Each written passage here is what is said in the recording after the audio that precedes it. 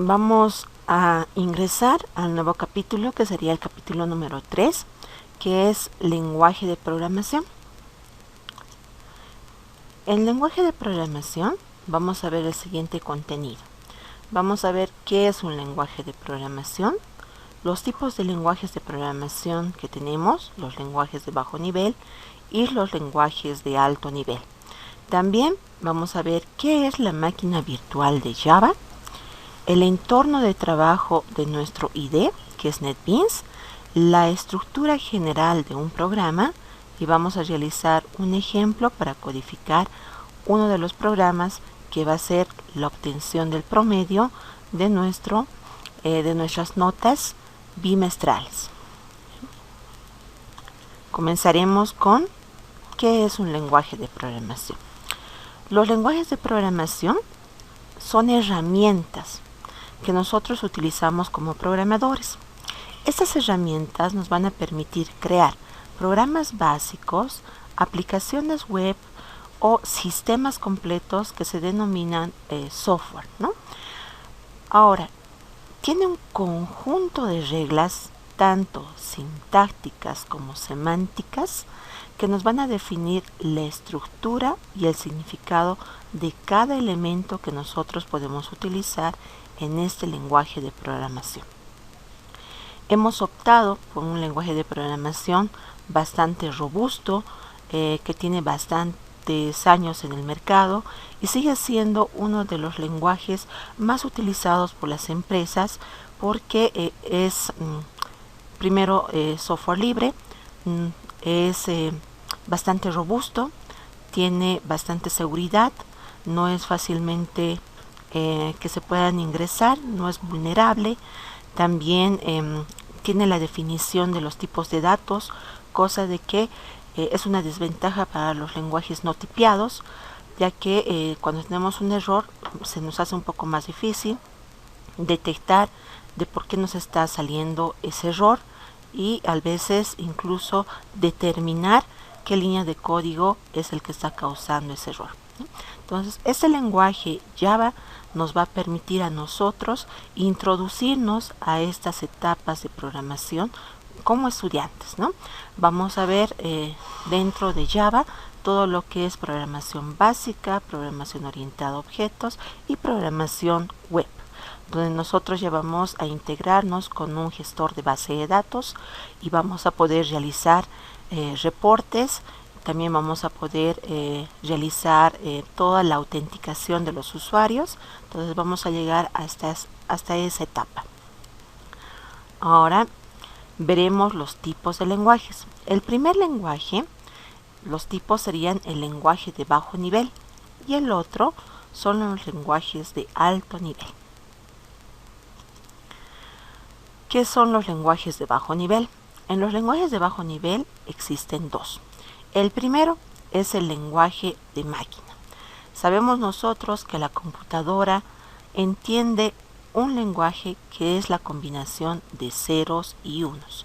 Ese lenguaje que entiende la computadora se denomina lenguaje de máquina. Inicialmente, cuando se estaba iniciando con esa parte de programación, se tenía que programar para una máquina en específico. Entonces, el programa que nosotros hacíamos era para un tipo de computadora en específico. Sabemos que hace mucho tiempo los lenguajes, las computadoras tenían un costo que no era accesible por un usuario común y que simplemente lo utilizaban tal vez las empresas más grandes, las empresas militares o tal vez los que realizan de la NASA. Entonces eran para proyectos bastante grandes, ¿no? Y las máquinas tenían que ser programables y estos programas lo tenían que desarrollar en ceros y unos. Entonces a este primer tipo de programación se le ha denominado lenguaje de máquina. Este lenguaje de máquina era para un hardware, para una computadora en específico. No servía para otra máquina. No podíamos decir, este programa que hace la suma de dos enteros, también me va a servir en esta otra computadora para que yo pueda sumar. como era diferente la configuración, el sistema operativo, etcétera, teníamos que realizar otra vez la codificación para esa máquina. Entonces, este lenguaje de máquina nos dice que es entendible por el hardware. Después ha aparecido el lenguaje ensamblador.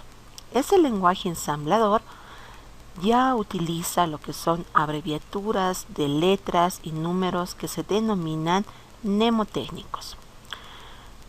Y aquí han aparecido los programas traductores. Estos programas traductores lo que hacían era, de ese lenguaje ensamblador, volverlo a un lenguaje de máquina para que la computadora pudiera hacer caso. Este programa ensamblador se lo denomina, y todavía se sigue utilizando, assembler, ¿no? Estos dos lenguajes de bajo nivel son más rápidos porque nosotros accedemos directamente a la memoria del computador y podemos ordenarle qué va a realizar. Pero ya no es tan utilizado. Sí, todavía existe, pero ya no se lo utiliza. Han sido reemplazados por los lenguajes de alto nivel. Esos lenguajes de alto nivel se encuentran más cercanos al lenguaje natural que al lenguaje de máquina. Ahora, el lenguaje natural no es el español, ¿no? El que utilizan los lenguajes de programación es el inglés. Entonces, casi la mayoría de los lenguajes tienen una similitud con las instrucciones en inglés. Por eso es importante que también ustedes utilicen y comprendan esos términos en inglés, y ya van a ir conociéndolos a medida que vayamos avanzando, pero se les hace más fácil comprender a aquellas personas que tienen un dominio medio o tal vez un dominio del idioma inglés. Ahora, estos lenguajes de alto nivel son independientes a la arquitectura del ordenador. Eso quiere decir, si yo realizo un programa y mi máquina es Windows 7 con memoria de no sé cuánto, de 128, o estoy con una memoria de 4, de 16 gigas, ¿ya? Entonces puede ser utilizado en otra computadora que sea una Core 2 Duo, digamos, ¿no? Con una memoria de 4 gigas en RAM. Entonces ya puedo pasar mis programas de una computadora a otra sin ningún problema. Ya no voy a tener problema de que ese programa está hecho específico para una computadora. Entonces ya es independiente. ¿Cuáles lenguajes son de alto nivel? Los lenguajes que son de alto nivel ya son los últimos que estamos utilizando, ¿no? Tenemos lenguaje C, lenguaje Java, C++, C#, PHP, Python, etc. Este lenguaje que está en alto nivel tiene que ser traducido para que la computadora entienda qué se le está indicando que realice. Ahora, ¿cómo traducimos? Vamos a utilizar los programas denominados traductores. Dentro de estos programas traductores tenemos al compilador, al intérprete y a la máquina virtual de Java. Los lenguajes de bajo nivel, que acabamos más antes de definirlos, utiliza ese programa ensamblador que nos va a permitir enviar a un lenguaje de máquina, que es un traductor, ¿no? Pero todos llegamos al mismo fin: pasarlo a un lenguaje de máquina para que el ordenador o la computadora pueda ejecutar las tareas y los procesos que nosotros estamos definiendo. Eso es el fin. Ahora veremos estos programas traductores. El primero que vamos a ver es el compilador. Los programas denominados compiladores son programas que tienen la función de traducir un programa que está escrito en un determinado lenguaje que se va a denominar código fuente a un idioma de la computadora que es un lenguaje de máquina. Este lenguaje de máquina sabemos que está compuesto por una cadena de unos y ceros. lo que hace el compilador es ingresar un código fuente y verificar si está correctamente escrito. Y si hay algún error, nos va a salir un mensaje de error. Si está todo correcto, pues va a generar un archivo ejecutable. Este archivo ejecutable va a ser escrito en lenguaje de máquina para que pueda comprender nuestro ordenador lo que queremos realizar. Nos iremos al otro programa, traductor. El siguiente es el programa intérprete. Los programas que son intérpretes nos van a permitir traducir y ejecutar las dos tareas de forma simultánea. Eso quiere decir de forma paralela a los dos, ¿no? Nos va a permitir también leer el código fuente e ir ejecutando al mismo tiempo. Este programa inicial va a permanecer en su forma original. Aquí tenemos un esquema. Van a disculpar. Continuaremos. Aquí en este esquema yo tengo un programa fuente. Este programa fuente va a utilizar este intérprete. Lo que hace este intérprete va a ser traducir y ejecutar línea a línea. Entonces traduce, ejecuta, traduce, ejecuta. Solo cuando existe algún error nos va a salir el mensaje de error y vamos a tener que editar. Entonces ya no hay ese archivo ejecutable como lo realizábamos en el anterior programa traductor. Entonces el compilador nos generaba un archivo ejecutable. Aquí ya no existe ese archivito. Directamente va leyendo, ejecutando, leyendo, ejecutando. ¿Ya? Veremos el tercer tipo, que es la máquina virtual de Java. Este, denominado JVM también, va a ser el entorno en el cual se van a ejecutar los programas Java. Su misión principal es la de poder garantizar la portabilidad de las aplicaciones de Java, cosa que no sucede con otros lenguajes de programación, ¿no? Java, cuando nosotros codificamos y lo volvemos un ejecutable, cuando nosotros realizamos la compilación, este archivo que se va a crear después de nuestro código fuente se denomina bytecodes. Esto va a ser independiente al sistema operativo. Podemos ejecutarlo en Windows o podemos ejecutarlo en Linux, ¿ya? El código fuente que nosotros vamos a realizar tiene una extensión .java. Entonces, colocamos nosotros un nombre a nuestro programa, pero la extensión es .java. Cuando utilizamos nosotros la compilación, nos va a generar un archivo bytecodes, ¿no? Eso es lo que realiza el programa compilador. Este bytecodes va a ser con extensión .class. Este archivito es independiente al sistema operativo. Y cuando yo quiero ejecutar mediante la máquina virtual de Java, nos va a generar esta máquina virtual de Java un código de máquina que ya es comprensible por el sistema operativo.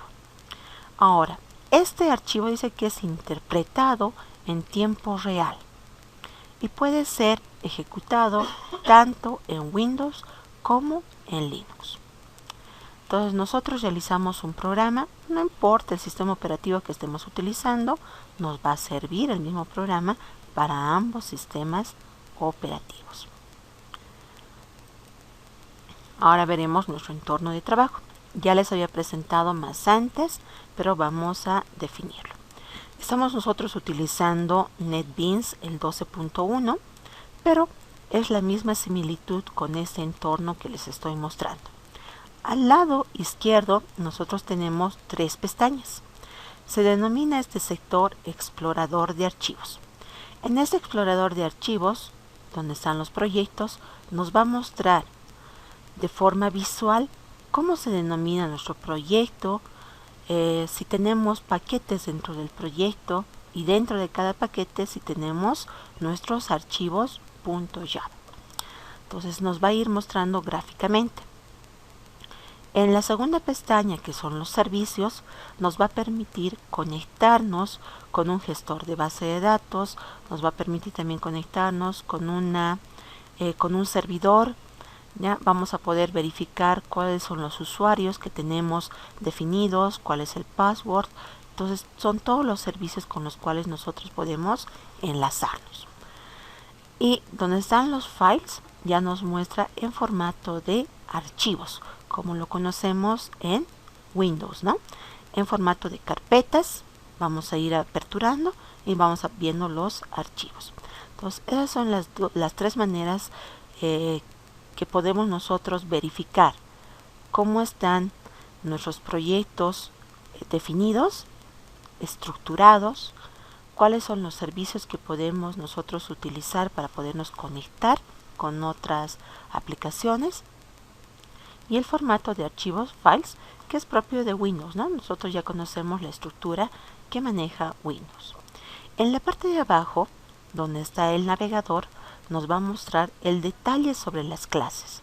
Esta parte lo vamos a utilizar cuando nosotros estemos viendo la parte visual en Java, que se denomina swings.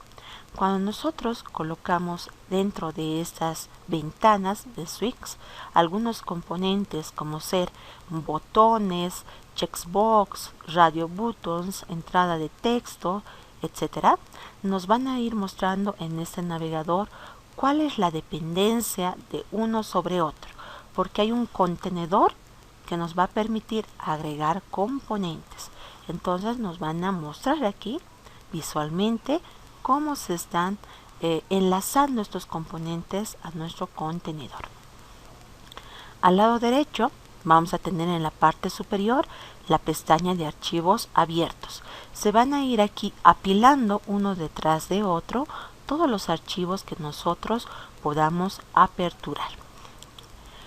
En la parte superior ya conocemos esta estructura, son los menús que nos van a permitir realizar algunas opciones para poder compilar, para poder aperturar ventanas si nos ha cerrado, solicitar ayuda en algún momento que queramos. ¿Bien? Y en la parte de abajo donde está la salida voy a poder ver los mensajes.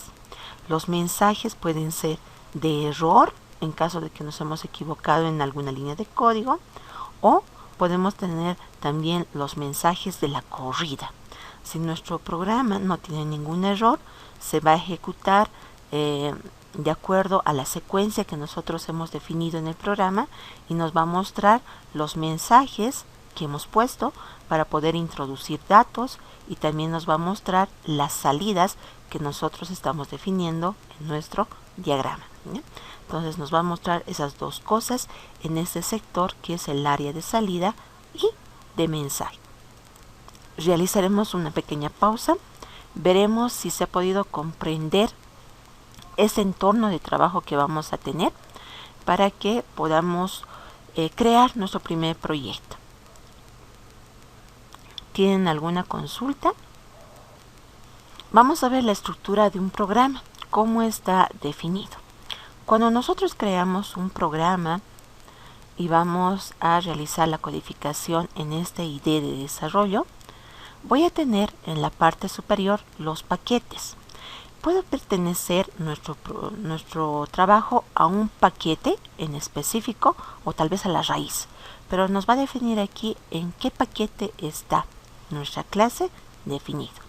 Después yo puedo realizar la referencia a las diferentes librerías que ya tiene Java. Entonces, y colocamos aquí el import para realizar esa referencia. Me olvidó el término. Este comentario de bloque nos va a servir para nosotros definir quién es el autor, y también podemos colocar alguna aclaración sobre el programa. Vamos a ver dos tipos de comentarios que son básicos y que tienen que ser esenciales para nosotros para poder documentar nuestro programa. Entonces, si yo quiero documentar mi programa para saber qué realiza mi programita, tengo que utilizar comentario de bloque, que es esto, y podemos colocar comentario de línea.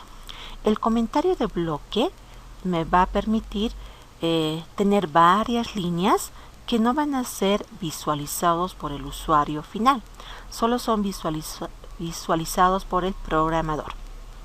En ese comentario de bloque colocamos la definición de lo que realizamos en esa clase para poder documentar, ¿ya? En la parte de abajo ya tenemos la definición de nuestra clase. Para definir una clase está aquí la apertura de llave y el cierre de llave. Es primordial tener la apertura de llave y el cierre de llave. Eso nos indica que estamos la apertura iniciando la definición de la clase. Y el cierre de llave nos define el final de la clase. Dentro de la clase, por ejemplo, aquí mi clase se denomina área circunferencia. Dentro de esta clase nosotros tenemos un método principal de entrada. Ese método principal que está aquí de color azul también tiene una apertura de llave y un cierre de llave.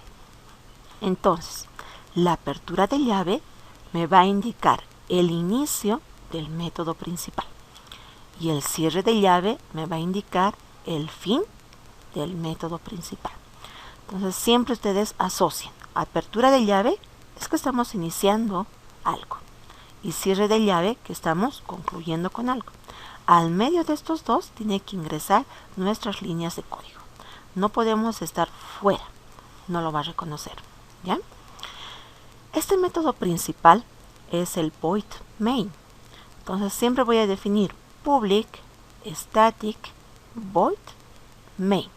Y aquí tiene como entrada argumentos que van a ser dentro de un vector cadenitas. Pero esto nosotros lo vamos a realizar de forma automática. No voy a colocar yo public static void main, ¿no? Codificando. Colocamos para esto la abreviatura. Si tienen un cuadernito, por favor, se van a anotar. La abreviatura que nosotros colocamos es PSBM. P de public, S de static, B de void, M de main. Cuando yo coloco PSBM, voy a hacer clic en el tabulador. El tabulador es el botón que tenemos en el teclado que nos va a permitir realizar a ver, les voy a mostrar mi teclado. No sé si puedo mostrar mi teclado. Voy a intentar. Es este, ¿no? Es este, no sé si se puede visualizar. A ver, un ratito. Una vez que nosotros hemos traspasado nuestro diagrama de flujo a un código fuente, tenemos nosotros el compilador, ¿no? Este compilador nos dice, tiene la función de poder generar un archivo .class que va a ser de bytecodes, y vamos a utilizar la máquina virtual de Java para poderlo interpretar en tiempo real. Esa es la forma en la que vamos a trabajar. Se ha podido comprender la estructura de nuestro programita, la definición. ¿Tienen alguna consulta sobre esta estructura? Programa Java o programa de es un programa de programación, ¿verdad? Lenguaje Es de igual que programación. exactamente, es igual que programar un Arduino. En realidad Similar. son dos cosas distintas, ¿no? El Arduino, por ejemplo, no es un lenguaje de programación el Arduino. En realidad son la utilización de componentes, el Arduino, para poder nosotros, ¿cómo puedo decir? Enlazar para poder ejecutar algunos procesos. Sí tiene un lenguaje básico, pero simplemente es para acceder a estos componentes que nosotros podemos juntarlos. Por ejemplo, si yo quiero realizar a ver, ¿para qué? Quiero realizar para una granja que tienen, digamos, varios carpas solares. Quiero determinar cuál es la temperatura para saber si tengo que abrir las ventanas o si tengo que prender los aspersores para que pueda regarse, o tal vez si tengo que cerrar las ventanas si está haciendo mucho frío. Entonces son detectores, ¿no? Tengo un detector de temperatura, tengo un detector de humedad, tal vez tengo un detector para poder aperturar y cerrar las llaves, las ventanas, las persianas, no sé cómo lo denominamos. Entonces lo que yo realizo es voy a armarlo, es como un circuito, entonces lo armamos y voy a programar por detrás y voy a decir, si llega a esta temperatura, me apertura. Y si llega a esta otra temperatura, me cierra, ¿ya? Entonces, estos componentes que se van a ir enlazando, simplemente nosotros accedemos a sus componentes. Por eso se denomina a este Arduino programación de microcontroladores, porque estamos controlando y accediendo a estos pequeños componentes que nosotros podemos enlazar. Entonces es programación de microcontroladores este Arduino. En cambio aquí ya no tenemos esos microcomponentes, ¿no? No tenemos pequeños,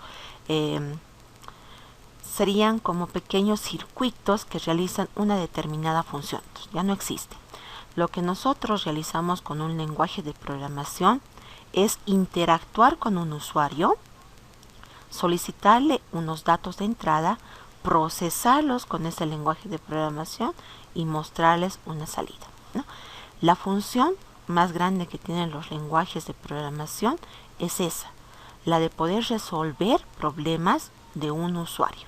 En cambio, los microcontroladores ya tienen una función bastante diferente, que va a ser automatizar algunas tareas que son rutinarias.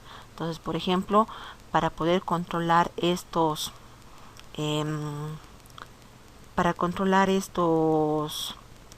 campos que tienen los granjeros, tienen varias carpas solares, entonces yo puedo utilizar estos microcontroladores, estos microcomponentes, para que ya no estén yendo a verificar el termómetro de rato en rato, no estén realizando el regado, ¿no?, de forma manual, y ya puedo automatizar esto, poder aperturar, cerrar persianas, aperturar aspersores, dejar de utilizar aspersores. Entonces puedo automatizar esas tareas que son rutinarias para los granjeros, digamos, ¿no? En cambio, eso no, interactuamos con el usuario. Una vez que interactuamos con el usuario, nosotros le pedimos datos y tenemos que darle una solución. Entonces, para eso son los lenguajes de programación, ¿no? Son dos cosas, como dos mundos diferentes en el programa. Vamos a ver cómo lo traspasamos de este diagrama de flujo a un código fuente. Entonces voy a colocar primero el ejemplo del día de ayer. Nos hemos creado nosotros un diagrama de flujo, ¿no? En este documento tenemos dos ejercicios ya elaborados con diagrama de flujo y al lado está su prueba de escritorio.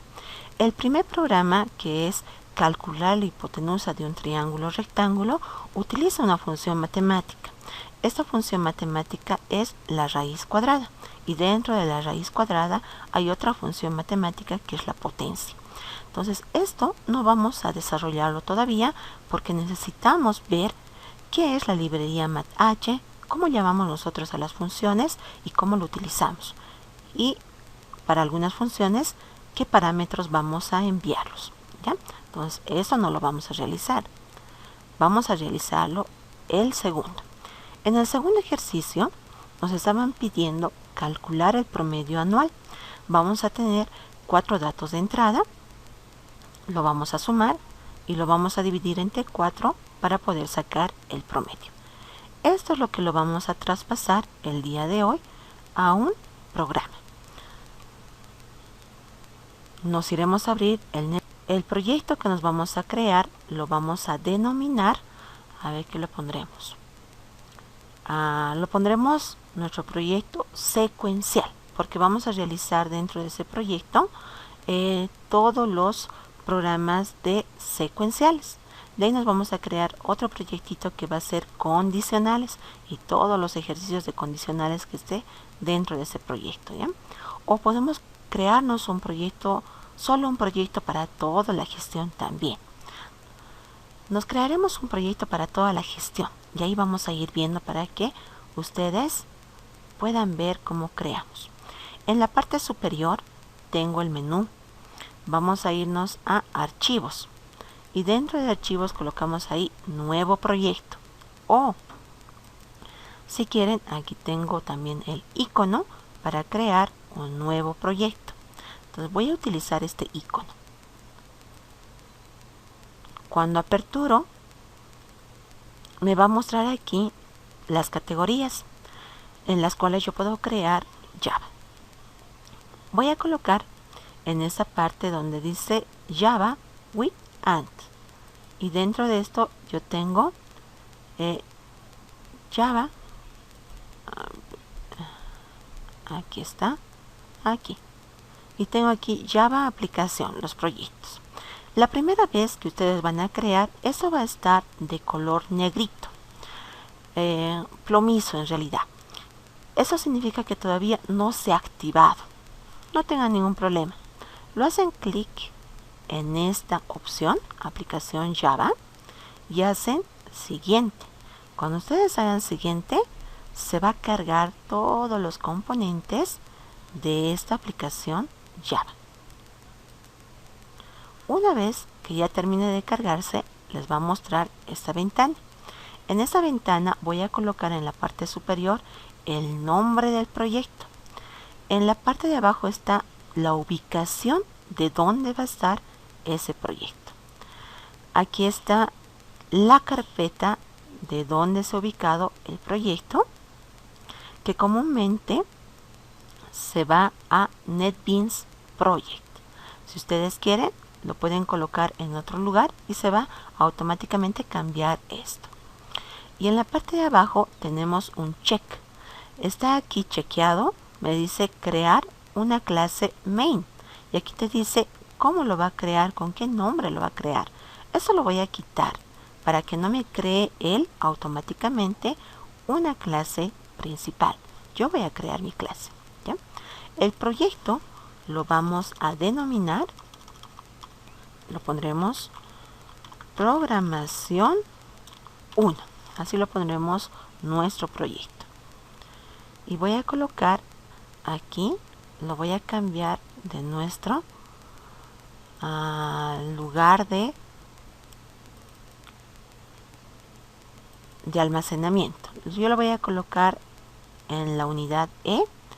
Tengo una carpeta que se denomina Incos y dentro de esta carpeta Incos nos crearemos, a ver si me permite crear una nueva carpeta.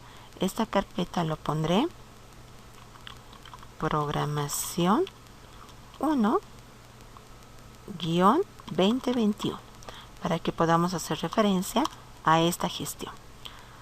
Lo voy a crear dentro de esa carpetita y coloco finalizar. Aquí está mal escrito programación.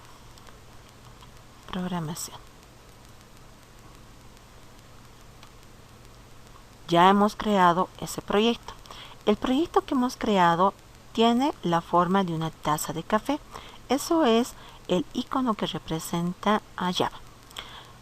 En la parte de abajo van a ver, aquí me dice Sur Package. Y dentro de este Sur Package hay un paquete por defecto, Default Package. Entonces no quiero utilizar este paquete por defecto. Me voy a crear mi propio paquete. Para crear ese nuevo paquete voy a hacer clic derecho en este Sur Package y voy a colocar nuevo y voy a colocar Java Package. ¿Cómo lo voy a denominar mi paquete? Voy a colocarlo a esto secuencial, porque ahí voy a tener todos mis programas de esta parte que son diagramas de flujo secuenciales. Coloco finalizar. Aquí está mi paquetito creado y está de color gris porque todavía no tiene ninguna clase definida. Realizaremos nuestra primera clase. Nuestra clase realiza el trabajo de obtener el promedio anual. El nombre de la clase que vamos a utilizar tiene que ser descriptivo. Eso quiere decir que al ver el nombre, yo ya tengo que saber qué realiza ese programa. ¿Ya? Entonces, no puedo colocar clase 1, 2, 3. No me dice nada el nombre. ¿Ya? Entonces, realizamos clic derecho, colocamos nuevo y voy a colocar Java Class. Me va a pedir aquí el nombre, entonces colocaremos promedio anual. Ahora aquí también hay una recomendación. Cuando nosotros creamos una clase, siempre la primera letra tiene que estar en mayúscula, obligatoriamente.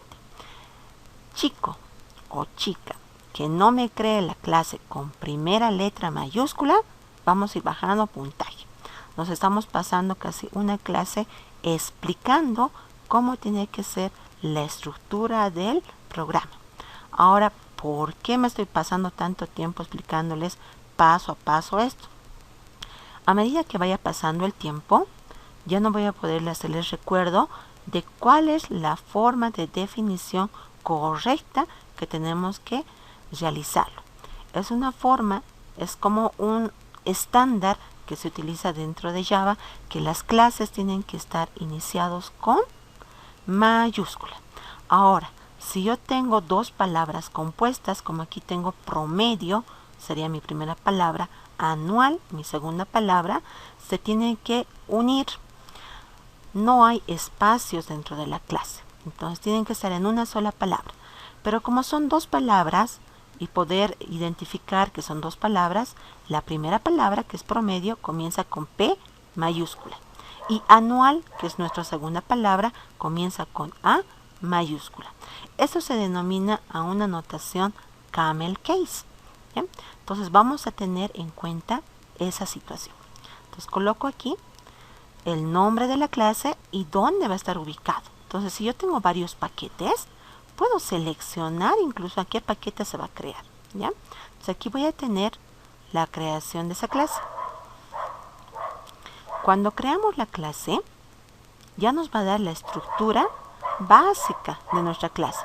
Aquí fíjense, me dice, va a pertenecer esta clase al paquete denominado secuencial. En la parte superior está nuestro código, nuestro mensaje de bloque, donde nos está definiendo el autor. Esto es del usuario de la computadora. Entonces, como yo no soy este usuario que estoy codificando, voy a colocar mi nombre. Y ustedes también van a colocar su nombre para saber quién ha hecho ese código.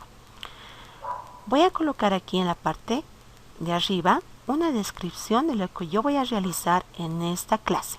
Entonces vamos a colocar aquí obteniendo el promedio anual de los 4 bimestres, pondremos, de los 4 bimestres de un estudiante. Listo. Ya hemos puesto una descripción de lo que yo voy a realizar en esa clase. Aquí colocamos nuestra primera abreviatura que dijimos, ¿no? P para public, S para static, B para void, M para main. Y coloco tabulador. Cuando yo coloco tabulador, automáticamente se autocompleta esas líneas de código. Aquí vamos a definir variables. Ahora, para definir las variables, yo tengo que saber de qué tipo son mis datos. Ya mañana les voy a dar con más exactitud los tipos de datos que tenemos. Pero iremos a ver nuestro diagrama de flujo. Dijimos, N1, N2, N3 y N4 van a ser mis notas de cada bimestre. Y estos valores tienen que pertenecer a los números naturales, ¿ya? Entonces aquí, dentro de Java, todo lo que son los números naturales y los números enteros están dentro de int, así se denomina el tipo de dato. Entonces yo voy a colocar aquí int. Y voy a decir, mi primera variable es N1, que representa a la nota del primer bimestre. La siguiente es N2, que representa a la nota del segundo bimestre. Y un cachito, voy a mostrar dónde agrandarlo. Seguiremos. Voy a tener N3, que representa la nota del tercer bimestre. N4, que representa la nota del cuarto bimestre. Después, ¿qué variables más estoy utilizando? Veremos nuestro diagrama. Aparte de las variables de entrada, voy a utilizar dos variables más, donde se van a realizar el proceso. S, que me va a servir para sumar, y P para obtener el promedio. Entonces aquí voy a utilizar dos variables más. Voy a colocar S para la suma y voy a utilizar P para el promedio. Tengo que definir todas las variables que estoy utilizando en mi diagrama de flujo. Los primeros 4 del N1 hasta el N4 son mis notas y los otros son variables para poder procesar. Ahora aquí necesito definir un objeto. A eso se denomina instanciar. Voy a instanciar un objeto de lectura. Este objeto de lectura a mí me va a permitir leer por teclado. Entonces aquí voy a colocar un comentario de línea. Entonces voy a colocar aquí definiendo pondremos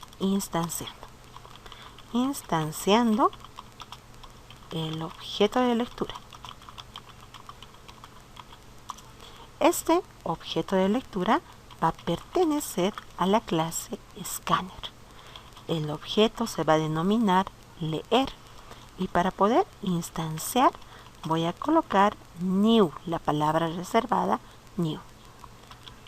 Y vamos a decir que va a ser una entrada del sistema. Entonces colocamos system y colocamos in. Aquí fíjense que les dije, ¿no? El lenguaje de programación tiene bastante similitud al lenguaje de inglés. System significa que va a ser del sistema. In significa que va a ser entrada. Entonces, esta es una entrada del sistema. Ahora, ¿cómo coloco un mensaje para que el usuario pueda saber qué tiene que introducir? Colocamos otra abreviatura, se van a recordar y se van a anotar. Colocamos sort y colocamos después tabulador. Al realizar un sort y después la tecla tabulador, vamos a obtener un mensaje de salida, un system out println.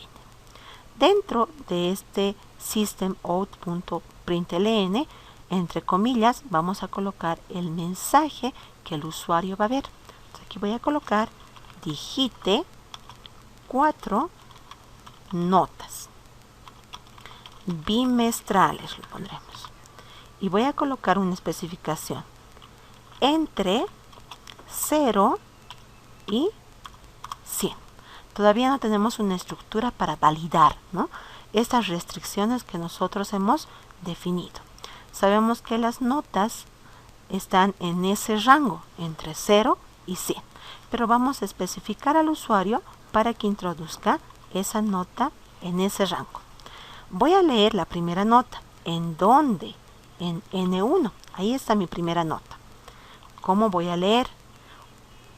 Utilizo el objeto de lectura, leer. Coloco punto. Y aquí coloco next int.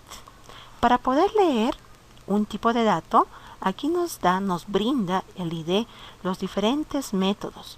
Aquí fíjense que tengo next byte, next int, next short. next big decimal, big integer, booleano, doble, float, line para cadenas, ¿ya? Entonces esos son todos los tipos de entrada que puedo tener, pero como es un dato entero, coloco next int. Ya leí el primer dato. Vámonos al segundo dato. Voy a colocar igual next int en la variable n2. En n3 voy a colocar la lectura con next int. Y la última nota va a estar en n4.